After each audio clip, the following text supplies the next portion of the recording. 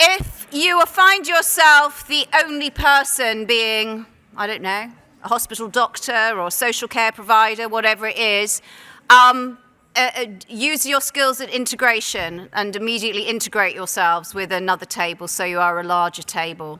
We trust that you will work in a good way, having provided that framework. So, what is a pre-mortem? A pre-mortem is a tool that's been very well used. It's been used a lot in the private sector, but it is also used increasingly in the public sector because projects and programs fail at spectacular rates, not just in our world, but in private sector world. And one of the reasons that Harvard Business Review picks up is because many people are reluctant to speak out about their reservations during the planning phase.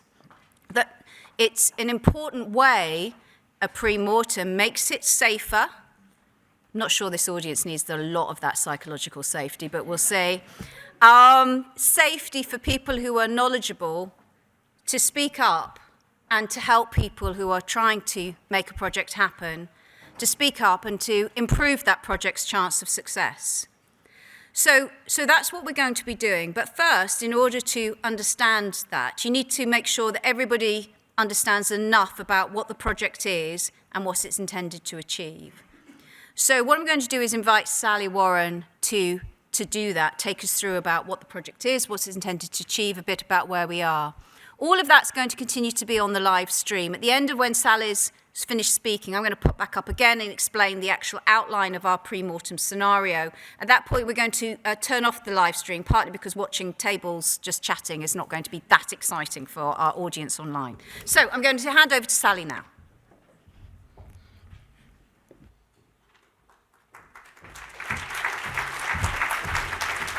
Thank you.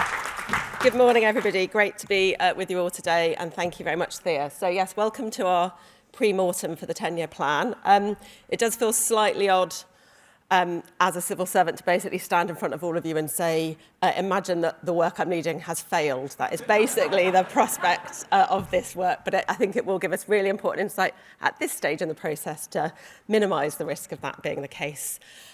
So as Thea said, I'm just going to take you through the plan process to date, and in particular on the engagement side in terms of what's been happening on that and what we're hearing from it. But then very much this morning's session is then over to you with being able to tap into your expertise and insights to really help us do the final push on the plan.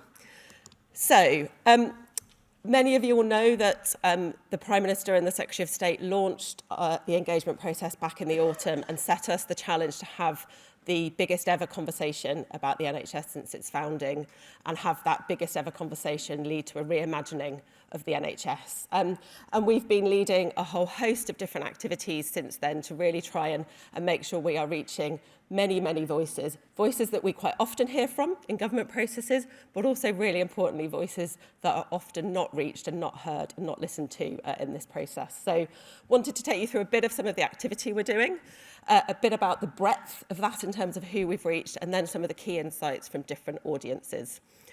So this slide, and it must have said as I do more and more presentations, the fact that the arrow is getting closer and closer to the end both pleases me but also makes me anxious.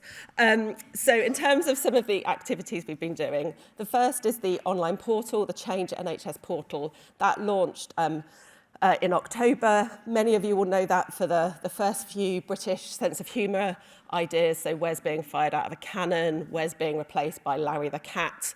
But actually we've also seen a huge amount of really good engagement and insight. And actually last week we've launched the next phase of that with another set of questions and surveys to really try and understand people's perceptions and priorities for change. And I'll give you a few cents about some of the stats on that in a moment. But we all know that websites only reach certain people, so we wanted to ensure that we had a whole host of other activities. So public deliberation has been a really important part of that, so allowing a really in-depth conversation in 7 events right across the country in the 7 NHS regions for us to be able to hear from people directly. We've also then supplemented that with a deliberative event focused on children and young people, where we had a room full of 7 to 18-year-olds talking to us about their perspective on health and the NHS. And we're now also doing a number of more targeted focus groups and roundtables where there are particular voices we want to make sure we're really listening to effectively. Alongside public deliberation, we've also had staff deliberation and engagement. So back in the autumn, we held a number of online workshops, all based around the 3 shifts. And then we've just this week, actually on Tuesday, finished our round of face-to-face staff deliberative events, where we had staff, again, each of the 7 NHS regions, staff right from across NHS social care and public health, all sorts of different roles. We had consultants, we had GPs, we had pharmacists, we had estate managers, porters, social care workers, public health consultants, so a real mix. And we saw a really great conversation amongst different workforce groups, so that's been a really encouraging conversation. Those public and staff conversations come together in our national summit next month. In early April, where we'll have a chance to be able to share what we've heard so far and start to tease out what we think that means for the plan and how it reflects what we've been hearing from people. But we also kind of knew if we're trying to run all of those processes from the centre, there's a limit to how many people we can reach from the centre. So we really also wanted to create the ability to have you and your colleagues and your networks and lots of other organisations be able to engage in the process. So we created a workshop in a box, which was a set of materials that any local organisation, be that an NHS organisation, local government or the voluntary sector, would be able to take. They can adapt it, add to the material to mean it suits their local community and the audience they want to speak to. And we did some facilitator training alongside that as well. So we weren't just providing the material, we were sharing and building the expertise about how to use the material. And that's meant we've been able to reach a whole host of voices and communities and have their insight feed into the plan. We've then, as you can imagine, had some of the more classic what we do in the civil service. So we've been doing partner engagement. We've had a partners council where more than 240 organisations are part of the partners council. And for those of you that haven't got the memo, Secretary of State has banned the word stakeholder. So you're our partners now. You're not our stakeholders.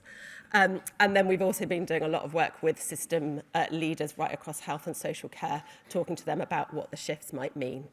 So that's the kind of breadth of activity, and it's had to be that broad if we were going to genuinely live up to the promise of this being the biggest ever conversation. We needed to make sure we were hearing from all of those different community voices.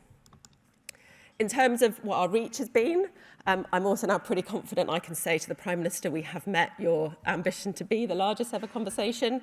So we've had more than 1.6 million visits to the website, over 160,000 online portal responses, which is where people have been filling in their surveys with their experience and preferences and ideas about the NHS. We've had almost 3,000 staff join us at our online events and deliberative events. I was at one last week where we asked for immediate feedback in terms of how people rate the day, and we got 4.8 out of 5 from the 100 people in the room. And I think that's a pretty high score for a group of health and care staff who have generously given us their day to talk about the future. And you don't often see that level of positive engagement. We've had 16,000 partner organisations submitted their responses back in December, which we've been analysing. And the bit that I'm really pleased about is that workshop in a box, that community engagement really did exceed our expectations. So more than 650 local workshops were held. We know that 350 of those were for particular voices which are often under-listened to, underserved and seldom heard. So we're really, really pleased that we were able to create the space to be able to hear those voices. And that means more than 17,000 people were part of those 650 workshops. So a real breadth of engagement. I'll go on to talk a bit about some of the feedback from different audiences, but before I do that, I think it is just worth reflecting overall on what it's felt like to do the engagement. Because I think quite often people have said to me, are you being met by lots of cynicism? Are you being met by people who are kind of really tired, really kind of finding the day job difficult or really finding it hard to access services? So is it all just quite cynical? And I think the thing I'd reflect on, it absolutely hasn't been. Yes, it's been an honest conversation. The public have talked about what's difficult for them in terms of accessing services. Staff have definitely talked about what's hard. But also there has been a real sense of they do want to be part of the solution. They want to be part of the conversation. And I think particularly for staff and the public, what they've really liked is actually very rarely do we talk directly to public and the staff. More often we talk to organisations who are representing them. So I think we've seen a lot of hope and energy from the fact that we do want to reach out and talk to them. So it's been much more hopeful than I think a lot of people might have thought last summer and autumn as we set off on this road. But what is it that we've been hearing? And this is when my eyesight is definitely not good enough to be able to see the detail of that. So hopefully I can remember most of it. So what have we been hearing from the public and staff? And a lot of this at headline level won't be new or surprising to you. I think where we really get the insight is there's a lot that sits behind this, as you can imagine, and particularly there's a lot that sits behind this around people's hopes and anxieties around the shifts, and also a sense of what helps people be able to overcome those anxieties. How is it that we can help persuade people about the potential for the future models rather than being fearful of change, which is obviously an inevitable thing. So in terms of some of the themes, the public are very, very proud of the NHS. That comes through extremely clearly, and they're really proud of the excellent work that NHS and care staff do day in, day out. So that's a constant theme throughout our conversations with the public. But they are really frustrated that it isn't working for them at the moment, that they're feeling that the basics just are not being delivered well and not being done right. The more the public have interaction with the NHS, so the more complex their needs, the more they say that it's just hugely uncoordinated and really frustrating for them to have to navigate. So actually, the people we engage with most find the NHS the most challenging to engage with. And staff are proud to work for the NHS, but are, as you would expect, finding it very challenging in the current environment in terms of resources, IT particularly, and stretched resources, meaning they're struggling to be able to deliver the kind of quality that they'd want. When we talk to the public and staff about the 3 shifts, there's broad support for all 3 shifts. Again, not surprising, these are not brand new shifts. We've been talking about them for a long time, but there is some anxiety that sits behind that as well, and how we carefully take people with us on this change will be important. So hospital to community, I mean, there is a really strong sense in the public that the hospital is the safest place for you to be. So when you're talking about shifting care out of hospital, how can we persuade the public that actually hospital isn't always the safest place for you to be, and actually being supported in the community can deliver you really good outcomes and experience if it's done well. If what it does is shift even more burden to you to coordinate your own care, that's obviously not going to be a good result. Similarly, staff, when it comes to the shift from hospital to community, there is a sense of an anxiety about what would it be like to work more in the community. Will I be more by myself? Might that be exciting because I'll have more autonomy, but also could that be more exposing? Where's my sense of team? Where's the support that I've been used to in an acute environment? So quite a lot of challenge there.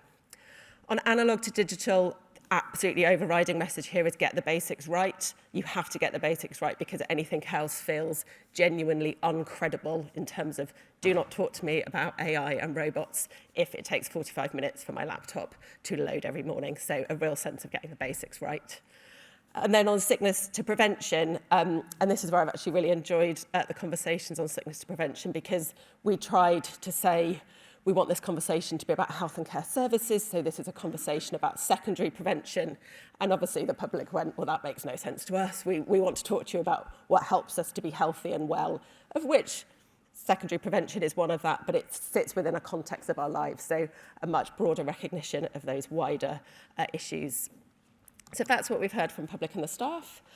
Partner organisations, I'd say, echo quite a lot of that, obviously, with bringing in for quite a lot of these organisations a stronger evidence base over a long period of time. But I think key themes here, and I think particularly from partner organisations, a strong sense of if this is to be different, and this is to be delivered rather than be previous plans where it's been grand words but not followed up by action, a real sense of you've got to get those enablers right, you've got to be clear about how are you driving change and some of the key risks for us to watch out for, so particularly around any inequalities aspects of the actions we take. What have system leaders said? And we spoke to system leaders back in the autumn. They're obviously kind of head down in their planning process at the moment now. Again, I'd say here a strong sense of the 3 shifts are the right thing to do, and they want to be able to support and lead that. But how do you make those transformational shifts whilst dealing with the kind of current reality of performance in the system? Some of the core challenges there being around how do you shift to a more generalist workforce? What does that mean for how you're supporting the health and care system? Really about how do you build confidence in the public in making those shifts? Because as I said, the public aren't always sure about the shifts. They're slightly anxious about it, but also really importantly, sometimes they don't understand the changes we've made. So we make changes to services and we expect the public to know and understand how to engage with them, rather than this being that we take our people and communities with us and design new services in a way that makes sense to them. I think some of the bits that were interesting here in terms of the leaders' views is particularly when it came to some of the questions around analogue to digital, but there'll be aspects of this in hospital to community as well. A real sense of sometimes can we just do one thing once for the country? Like, what is it that we should be buying once? What is it that we should be buying 42 times? And what is it that we should be buying lots of times? And actually a sense that we've probably at the moment got too much stuff where we're trying to do it at the wrong level. And actually we should be taking advantage of being a single payer system and trying to do things nationally. I thought that was interesting because we have obviously had quite a few different goes at particularly national IT programmes with varying success. But as I think if we learn from that about what is it that we can really add value to nationally, where is it that that should be devolved and delegated to region, to system or to frontline, I think will be really important as well. So if that's the engagement process, running alongside the engagement, we've been doing our policy work. And the policy work, many of you will know, we created a number of working groups, and I can see a number of our co-chairs and members of working groups dotted around the room. So thank you all very much for your time and effort and considerable thought that's gone into this over the last few months. We set up 11 working groups. The first 4 of those were around the vision, really trying to think through what is it that we want the future of care to be. The thing that was really important to me in setting this up is that I wanted it to be quite different from other plan processes. So a working group isn't different from how we often do policy making. But for me, the key difference was let's really position this work by having people and communities be right at the heart of what it is we're thinking about. So let's not start from the system. Let's not start from structures. Let's not start from professional groups, but say we are here to serve people. So let's really understand what it is that people need from us. These 4 statements, many of you will see and be familiar with because they're statements that have long been advocated by national voices and think local at personal. 4 statements that are absolutely not radical when you read them in black and white, but we have never met these statements in the NHS, so it would be very, very radical if we were to meet them. So 4 working groups created proposals around these areas, and then we moved into another 7 working groups, which were really about saying, okay, if that's the vision, how do we enable that vision to happen? What are the things that need to happen here? What do we need to get right about our people, our finance and contracting, the physical infrastructure, our data and technology, research, life sciences and innovation, accountability and oversight, and finally mobilising change. Again, I think the thing I'd just reflect here is most of those topics you'd think, yeah, again, quite classic. This is how we often think about policy. For me, the mobilising change point was a really important one that we start thinking about right at the beginning. And I know you've had a session this morning about change and quite why it's so hard. But because it's so hard, that's also then important that we're thinking about that from the outset and not just focusing on a document and then going, all right, now we all need to make that happen. So mobilising change being a really important part of how we're thinking about change. So what are some of the key themes we've heard so far before we then turn the tables to all of you to tell me what are the traps we need to avoid. So the enabling working groups only reported last week, so I do not yet have common themes from all of those because it's literally hot off the press. But the vision working groups, some of the core themes that went right across all 4 of those groups. The first, this was really, really very strong, was around increased patient agency. So a real sense at the moment that we do to patients, that we really do not support patients to be able to take control of their own care, to be able to be in an equal partnership with us. So what is it that we can do to really bolster power to patients? The second is obviously around maximising the use of technology. Some key challenges there to mean that we're not doing that in a way that increases inequalities, but a real sense that that could be a real thing that helps open up a lot of potential across all of the areas that we would want to improve. A more equal partnership between clinicians and patients, so thinking in 10 years' time how technology can really improve patient agency, patient health literacy. What does that mean about the relationship between the clinician and the patient? Meaning it should be much less of a paternalistic do to and much more of a do with the patient.